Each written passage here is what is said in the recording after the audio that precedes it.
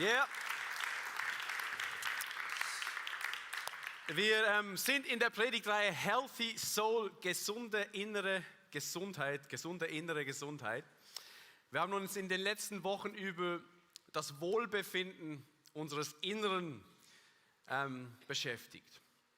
Heute möchte ich aber über ein etwas anderes Thema sprechen, nämlich über Religion und Kirche im Allgemeinen. Religion und Kirche im Allgemeinen und wie diese Dinge deiner Seele gut tun können oder eben nicht. Und der Titel meiner Predigt, der lautet Religion, Gift oder Geschenk. Religion, Gift oder Geschenk. Ich weiß nicht, ob dieses Wort Religion jetzt bei dir positive Gefühle auslöst. Und du denkst, ja, Religion, das ist das Beste und das tut den Menschen gut und so weiter. Für viele Menschen ist das ein negativ behaftetes Wort und sie sagen, bleib mir mit Religion vom Hals. Ich habe nur negative Erfahrungen gemacht. Oder anders gesagt, Kirche hat meine Seele nicht gut getan. Und ich kann das verstehen. Gerade wenn man solche Schlagzeilen liest von der katholischen Kirche oder jetzt auch in Deutschland die Studie, die veröffentlicht wurde über die evangelische Kirche, die Missbrauchsstudie, wie viele Fälle es gegeben hat, es schreit zum Himmel, oder? Oder wenn Berichte wie die Laderach-Dokumentation auf SRF ausgestrahlt wird, eine Freikirche irgendwo in der Schweiz, wo sektiererische Zustände Menschen geknechtet haben und Menschen ausgebrochen sind und das als Befreiung erlebt haben, dass sie nicht mehr Teil dieser Gemeinschaft sind. Wenn man diese Dinge hört, dann muss man sich doch fragen, hat Religion, so der organisierte Glauben als Gemeinschaft, hat das überhaupt was Positives oder ist das schlecht für die Seele?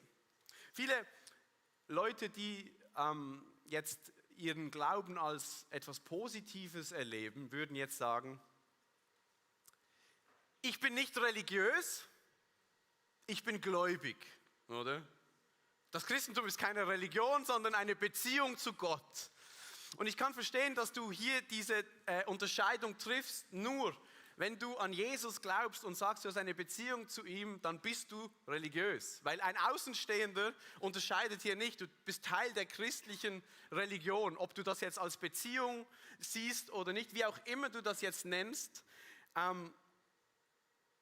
Glaube oder Religion. Ich habe eine These heute Morgen, die ich gerne verteidigen möchte. Ist das gut?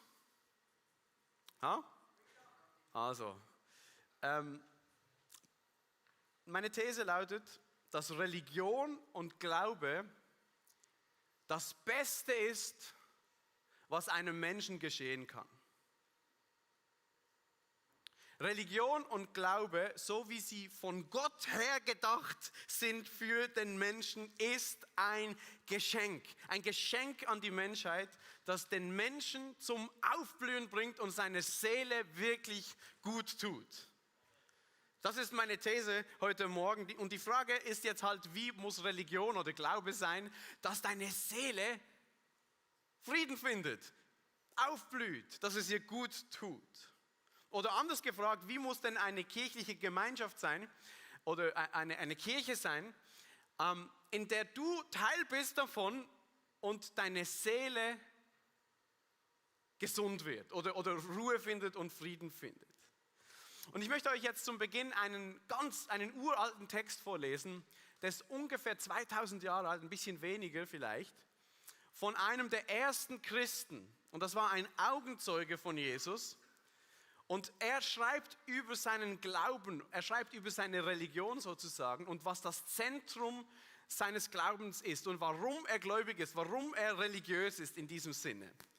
Und das steht im 1. Johannesbrief 1-2. Dort sagt Johannes, von allem Anfang an war es da. Wir haben es gehört und mit eigenen Augen gesehen. Wir haben es angeschaut und mit unseren Händen berührt. Das Wort des Lebens.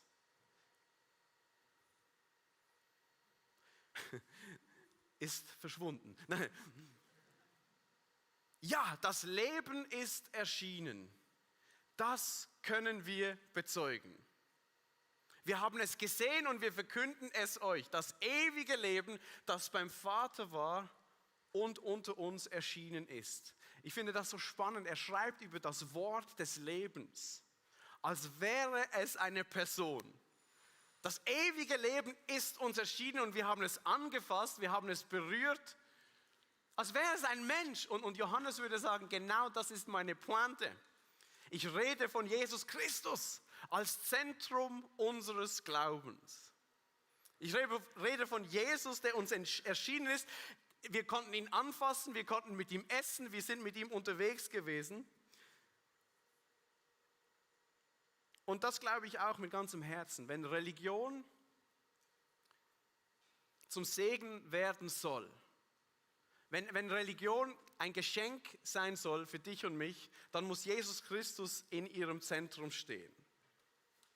Ich sage dir jetzt, das Einzige, was Kirche attraktiv macht, ist die Gegenwart von Jesus. Deswegen habe ich Hoffnung für die Kirche. Wir haben gute Musiker, aber glaub mir, es gibt bessere in dieser Welt als unsere Musiker. Sorry. Aber sie sind gut. Es gibt schönere Hallen als diese. Es gibt besseren Kaffee an anderen Orten. Es gibt sogar bessere Gemeinschaft wahrscheinlich in anderen Vereinen. Im Hasenzüchterverein in Ormelingen. Die sind so nett, du fühlst dich angenommen, wie du bist. Schau, wir haben all diese Dinge, die sind schön und gut und wir haben ein tolles Kinderprogramm, du kannst deine Kinder abgeben, was für ein Segen. Ich kenne Leute, die kommen in unsere Kirche, nur weil sie ihre Kinder loswerden können für 2 Stunden. Aber schau, das, was Kirche einzigartig macht im Vergleich zu anderen Organisationen, ist alleine die Gegenwart von Jesus. Den gibt es sonst wo nirgends anders. Jesus hat versprochen, dort wo 2 oder 3 in seinem Namen versammelt sind, dort ist er mitten unter ihnen. Und du sagst jetzt, ja, Moment mal, ich habe einen Einwand. Auch ungesunde christliche Gemeinschaften würden ja sagen, Jesus ist bei uns im Zentrum, oder? Jede christliche Gemeinschaft sagt, Jesus ist bei uns im Zentrum. Die Frage ist halt, wie füllen wir das? Was heißt denn Jesus im Zentrum? Und ich habe heute 4 Punkte mitgebracht. Das ist keine abschließende Liste, es gibt wahrscheinlich noch mehr. Aber ich würde sagen, diese 4 Dinge zeigen sich, wenn Jesus wirklich im Zentrum einer Gemeinschaft ist. Und mein Punkt Nummer 1 ist, Freude bestimmt die Kultur. Wenn Jesus Christus im Zentrum einer Gemeinschaft ist, ist Freude im Zentrum. Johannes schreibt weiter, einen Satz weiter in Vers 4. Wir schreiben euch diesen Brief, damit wir alle und ihr und wir die Freude, die Gott uns schenkt, in ihrer ganzen Fülle erleben. Er sagt, wir haben diesen Jesus erlebt, wir haben ihn anfassen können, wir sind mit ihm unterwegs gewesen, das wahre Leben, das ewige Leben, was unsere Seele gut tut. Warum schreiben wir euch das? Damit du und ich diese Freude, die Gott für die Menschen bereit hat, in der ganzen Fülle erleben können. Und ich frage mich manchmal, warum sind christliche Gemeinschaften oft so trocken, ernst und depressiv? Also wirken zumindest so. Was ist los? Wir haben jeden Grund zur Freude. Ich möchte euch ein fantastisches Zitat vorlesen von Karl Barth. Einer der größten Theologen des 20. Jahrhunderts hat in Basel gewohnt. Karl Barth schreibt, wer die Osterbotschaft gehört hat, der kann nicht mehr mit tragischem Gesicht umherlaufen und die humorlose Existenz eines Menschen führen, der keine Hoffnung hat. Was für ein guter Satz. Wer die Osterbotschaft gehört hat, kann nicht mehr eine humorlose Existenz leben, die keine Hoffnung hat. Das heißt nicht, wir können nicht traurig sein, wenn wir die Osterbotschaft gehört haben. Das heißt nicht, wir können nicht durch schwierige Lebensphasen gehen. Nein, das ist es nicht. Aber schau mal, mit Jesus kommt dir und mir eine Hoffnung entgegen, die uns leichter macht. Weil wir wissen, eines Tages kommt es gut.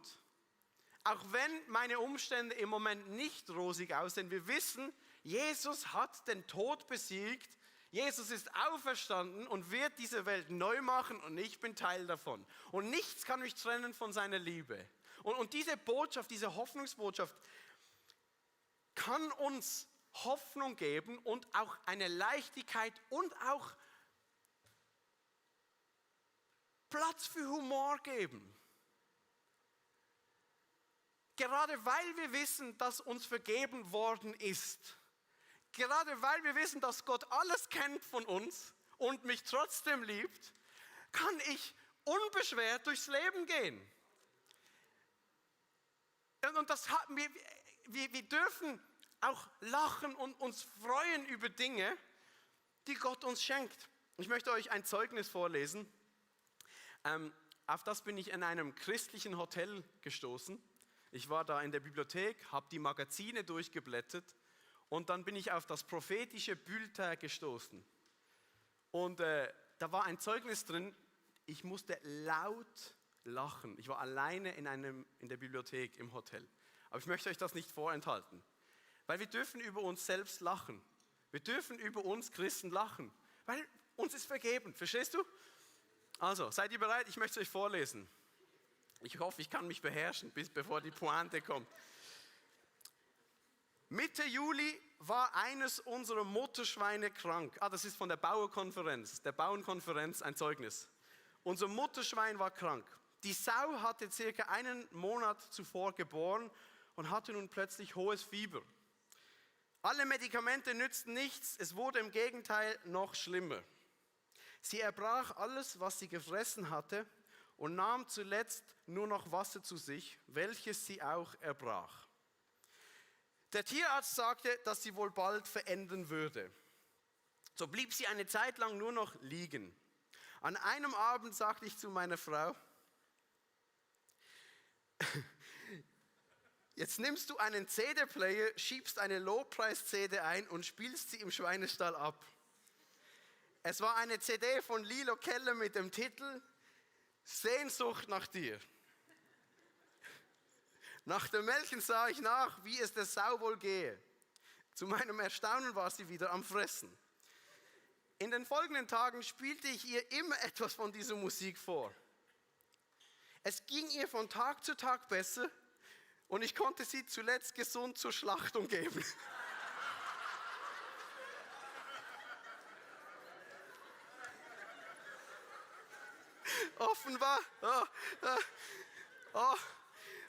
Offenbar hatte die Low-Price-Musik von der Ruf von Lilo im ersten Titel, Jerusalem mache deine Tore weit, der Messias kommt, das Immunsystem so gestärkt, dass sie sich wieder ohne Medikamente erholte. Die ganze Schöpfung sehnt sich ja nach Erlösung.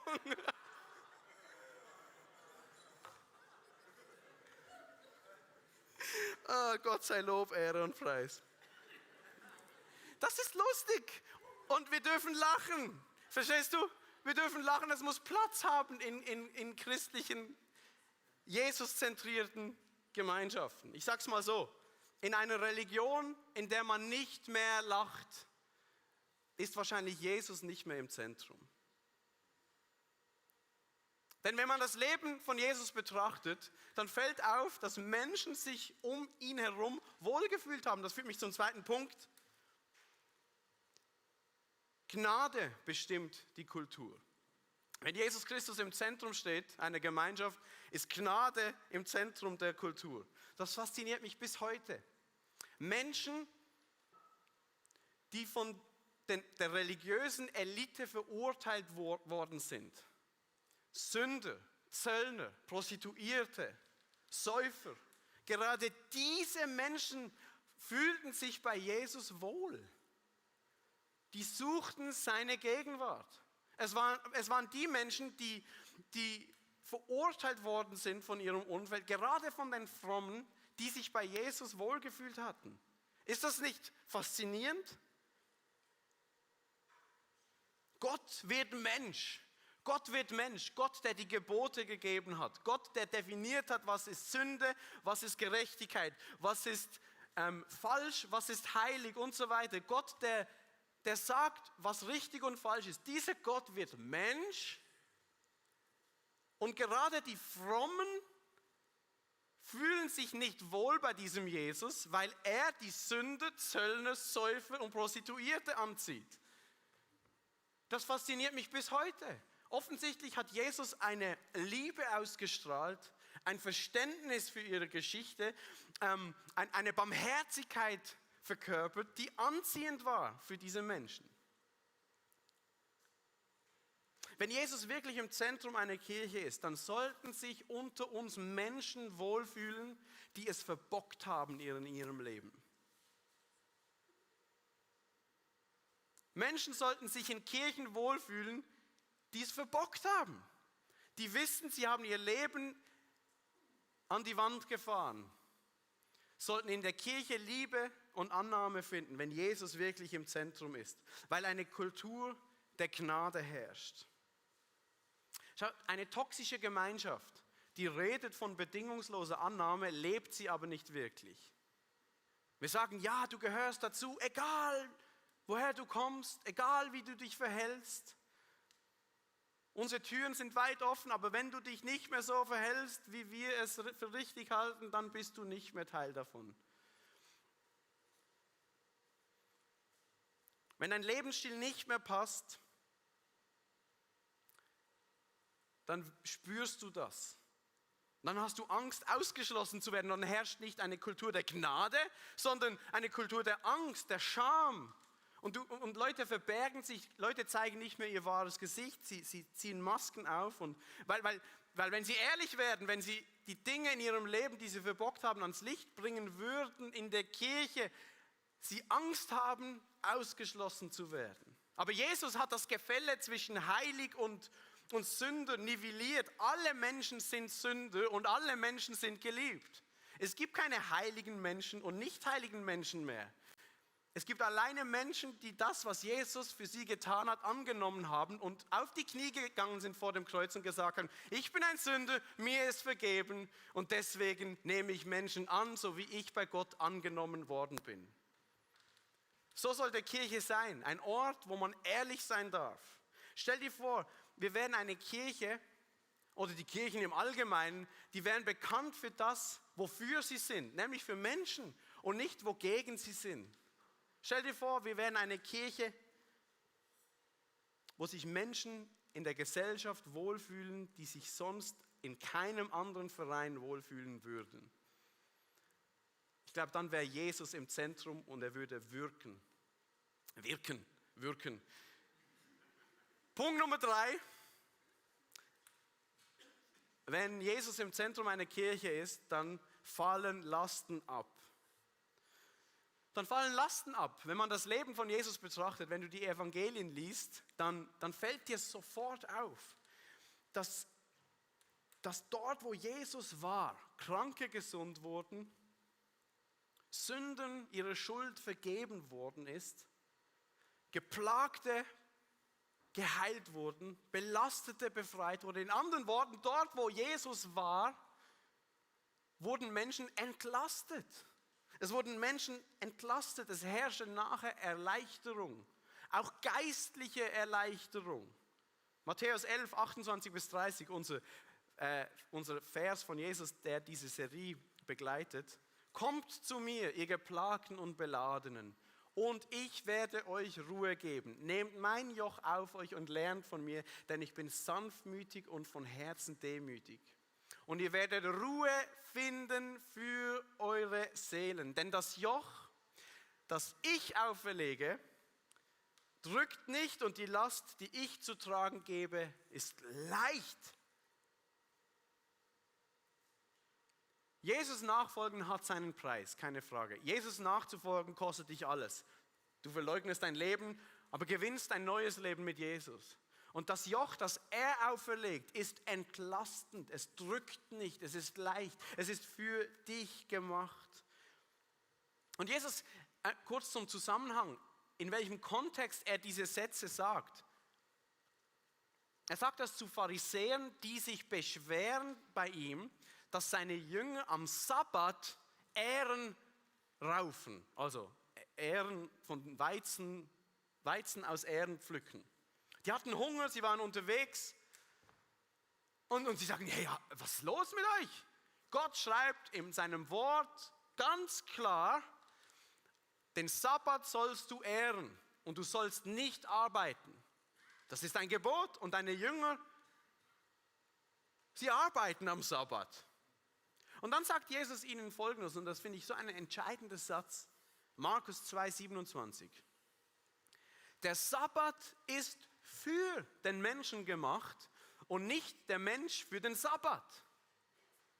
Es ist wie, als würde Jesus ihnen sagen, ihr habt Gott falsch verstanden und seine Gebote. Ihr habt die Intention hinter seinen Geboten fehlverstanden. Der Mensch ist nicht für den Sabbat gemacht, sondern der Sabbat für den Menschen. Gott hat das Gebot des Sabbats gegeben, damit Menschen zur Ruhe kommen, damit Menschen aufblühen, dass die Seele zur Ruhe kommt der Menschen. Und ihr dreht es um. Das Gottesbild, das ihr dahinter vermittelt, ist verkehrt. Ihr habt das Gefühl, Gott gibt Gebote, um die Menschen zu belasten. Aber es ist falsch. Der Sabbat ist für den Menschen gemacht. Und man könnte das auf alle Gebote Gottes übertragen. Gott gibt Gebote, nicht um der Gebote willen, sondern um der Menschen willen. Gott gibt Gebote für die Menschen, damit die Menschen aufblühen. Gebote in der Bibel sind nicht dazu da, dass gewisse religiöse Menschen sich besser fühlen als andere, die es nicht so gut erfüllen. Gebote sind nicht dazu da, dass ein Gefälle entsteht. Gebote sind dazu da, damit Menschen aufblühen können. Und ich frage mich, wenn ich solche Dokus schaue über ungesunde christliche Gemeinschaften, in denen Menschen, die verlassen diese Gemeinschaften und erleben das als Erleichterung, dann frage ich mich wirklich, was haben wir falsch verstanden? Das macht mich fertig, wenn Menschen sagen, endlich bin ich aus der Kirche raus, jetzt geht es mir besser. Dann war sicher mit Sicherheit nicht Jesus Christus im Zentrum dieser Kirche. Wenn Jesus im Zentrum einer Kirche ist, werden Menschen entlastet, auch von Religiosität. Weil sie angenommen werden, wie sie sind, weil sie erkennen, Gott ist für mich. Und er gibt seine Gebote, weil er mich liebt. Wie kann es sein, dass Gemeinschaften die Bibel, Gottes Wort, so interpretieren, dass Menschen dadurch belastet werden, wenn doch der Urheber dieser Bibel Menschen entlassen will? Jesus, der menschgewordene Gott, kommt auf die Welt und sagt, kommt zu mir, ihr Beladenen und Belasteten, und ich werde euch Ruhe geben für eure Seelen. Und wir Nachfolger von Jesus verdrehen das Wort Gottes in so einer Art und Weise, dass Menschen wieder belastet werden. In einer Kirche, in der Jesus in Christus im Zentrum steht, fallen Lasten ab. Jesus hat Menschen entlastet und nicht belastet. Und wenn er im Zentrum einer Kirche steht, dann sind die Türen beim Reinlaufen gleich groß wie beim Rauslaufen. Versteht ihr, was ich sagen möchte? Nein? Okay, ich versuche es anders. Jede Gemeinschaft, die Menschen nicht befreit, sondern gefangen hält, hat nicht Jesus Christus im Zentrum.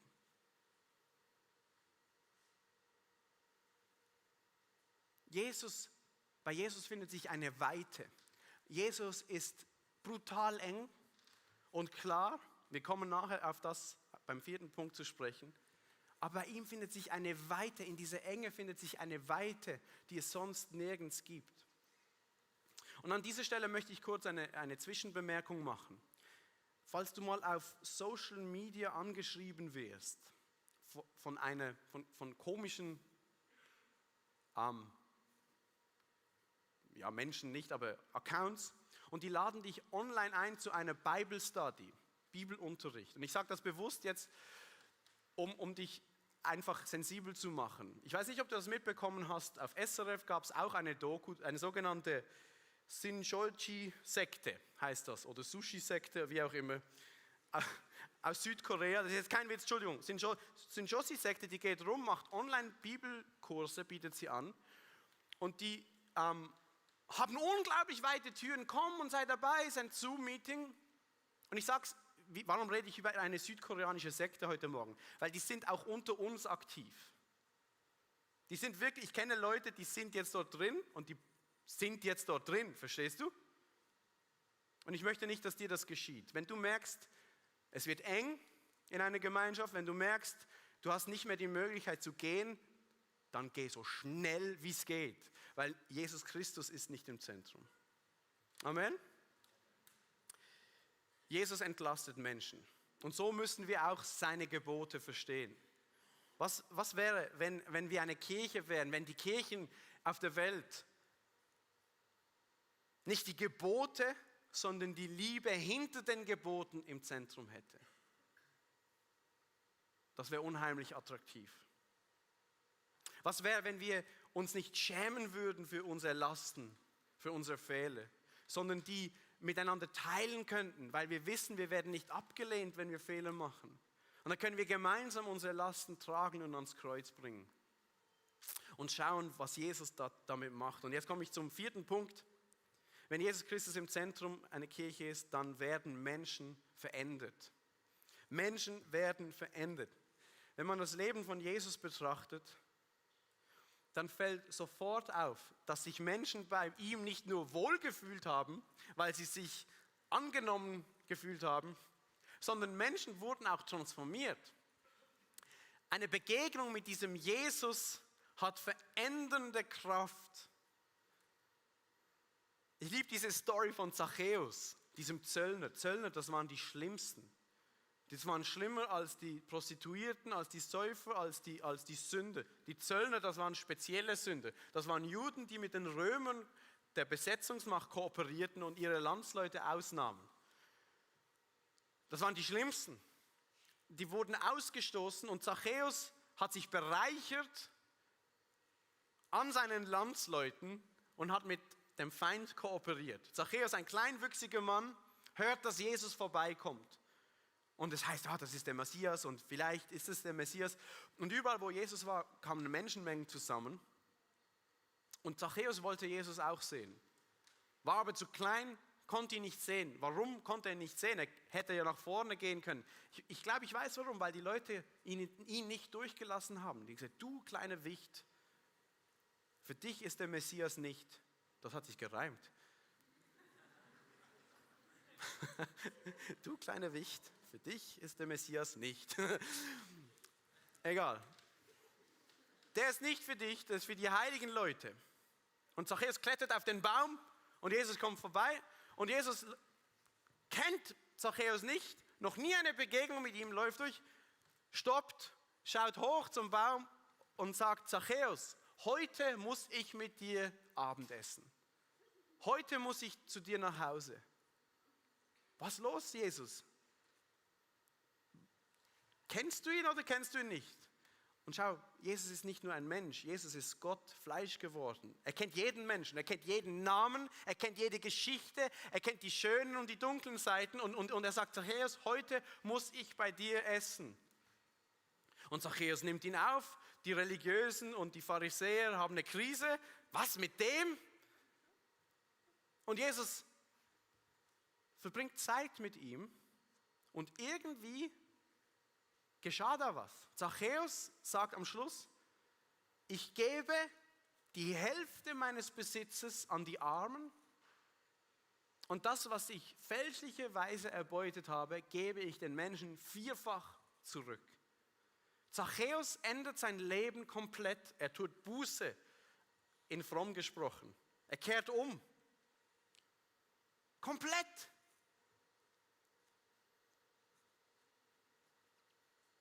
Das Leben von Zachäus hat sich in einer Begegnung mit Jesus komplett verändert. Wie funktioniert das? Ich habe keine Ahnung. Ich weiß es nicht. Aber es ist doch für mich exemplarisch. Kein moralischer Druck, kein Gesetz hatte die Kraft, Zachäus zu verändern. Der wusste, was er tat, dass es falsch war. Glaub mir, seine Landsleute haben ihm gesagt, du bist ein Sünder, du bist ein Räuber. Der wusste, er wurde ausgeschlossen und kein sozialer Druck, kein gesetzlicher Druck hatte die Kraft, Zachäus zu verändern. Nur eine Begegnung mit Jesus war dazu imstande. Manchmal denken wir müssten Jesus verändern, damit er attraktiver wird für diese Welt. So, wir müssen seine scharfen Kanten glätten, damit er verdaulicher wird für diese Welt. So, wir müssen Jesus niedlicher machen, als er überliefert worden ist, damit die Menschen keinen Anstoß bei Jesus nehmen. Oder? Wir denken, Jesus, wir möchten Jesus nett darstellen, dass Menschen sich bei ihm wohlfühlen. Man könnte ja jetzt sagen, gut, Zachäus, ein Räuber. Wir könnten jetzt einfach sagen, Jesus kommt und sagt, stehlen ist nicht so schlimm, dass sich auch Zachäus wohlfühlt bei Jesus. Verstehst du? Wir könnten den moralischen Anspruch von Jesus reduzieren, damit die Hürde so möglichst klein ist. Aber schau, wenn wir Jesus verniedlichen, wenn wir den moralischen Anspruch, den Jesus hat, glatt streichen, dann wird Jesus nicht nur langweilig, sondern auch irrelevant für diese Welt. Es gibt nichts Langweiligeres als einen harmlosen Jesus, der keinen Anspruch mehr hat an Menschen. Der Anspruch von Jesus ist riesig und er wird auch nicht verkleinert, nur damit du dich wohlfühlst. Jesus war nicht nett. Jesus war liebevoll, aber nicht nett. Was mir auffällt, ist, dass in den Begegnungen, die Jesus hat mit Menschen, sich nicht Jesus verändert hat, sondern die Menschen, die ihm begegnet sind. Jesus war immer noch der gleiche. Und das ist für uns irgendwie ein Paradox, oder? Ein Paradox. Auf der einen Seite fühlen sich Menschen bei Jesus angenommen, wie sie sind. Sie fühlen sich wohl bei Jesus. Gerade die Menschen, die es verbockt haben, fühlen sich bei Jesus wohl. Und gleichzeitig werden sie durch ihn verändert und kehren um, erleben Vergebung. Das ist doch ein Paradox, das fällt uns schwer zu verstehen. Ich kann es mir nicht anders erklären, als dass das ein Wunder ist, das es nur bei Jesus zu finden gibt. Das ist Jesus. Er bringt das in seiner Person zusammen. Bedingungslose Annahme und Veränderungskraft. Schau, Jesus liebt alle Menschen. Aber Jesus liebt nicht alles. Jesus liebt alle Menschen, aber er findet nicht alles gut. Jesus liebt Menschen, aber er hasst Dinge, die dem Menschen schaden.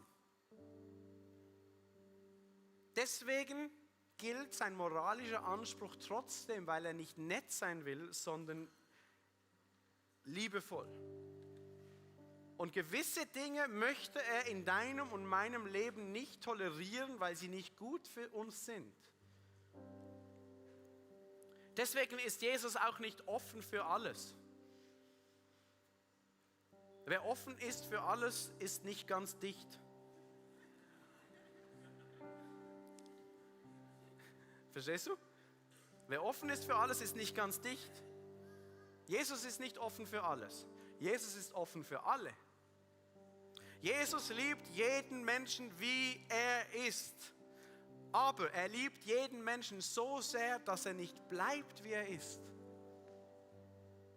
Und es ist ein Paradox, das sich nur bei Jesus findet und nur er irgendwie auflösen kann. Das Problem ist an uns Gemeinschaften, christlichen Gemeinschaften, und dann wird es toxisch, wenn wir versuchen, den Job von Jesus zu übernehmen. So, wir denken, liegt an uns, Menschen zu verändern. Das können wir nicht. Kein moralischer Druck, kein sozialer Druck, kein religiöser Druck hat wirklich die Kraft, Menschen zu transformieren. Das kann nur Jesus allein. Lassen wir doch Jesus Menschen verändern. Unser Job ist es nicht, Menschen zu verändern. Unser Job ist es, Menschen zu lieben, sie anzunehmen und sie zu Jesus zu führen. Eine Kultur zu schaffen, wo wir uns nicht schämen für unsere Fehler, sondern die miteinander teilen, damit wir gemeinsam zum Kreuz gehen können, diese Lasten abladen können und auf seine Transformationskraft hoffen dürfen. Nur Jesus verändert Menschen wirklich. Das war meine These. Glaube und Religion ist das Beste, was dem Menschen geschehen kann. Glauben und Religion kann zum Gift für Menschen werden, aber es ist das größte Geschenk an den Menschen, weil es um Jesus geht. Und dann, wenn Jesus wirklich im Zentrum steht, dann herrscht Freude, Gnade, Entlastung und Veränderung. Und das ist das, was ich mir wünsche für dich heute, auch online, wenn du zugeschaltet hast und für dich heute im Saal, dass du heute diesem Jesus begegnen darfst. Und vielleicht bist du heute hier und es ist wie als würde Jesus zu dir kommen und sagen, heute muss ich mit dir essen. Wie mit Zachäus, heute muss ich in dein Leben kommen. Und ich wünsche mir, dass er in dein Leben kommt und du seine Freude erfährst, seine Gnade erfährst, seine Liebe erfährst, seine Entlastung spürst und seine Veränderungskraft. Weil das ist das, was ich dir anbieten kann, ist eine Begegnung mit Jesus. Nur dort findest du wirklich Hoffnung. Nur dort. Nur dort. Und wir haben nachher das Gebetsteam für dich bereit. Wenn du merkst, hey, ich möchte was teilen, eine Last teilen, für die du dich bisher geschämt hast, dann geh dorthin, teile sie. Sprich mit jemandem aus deiner Small Group über das. Werde ehrlich und geh zusammen vor Jesus.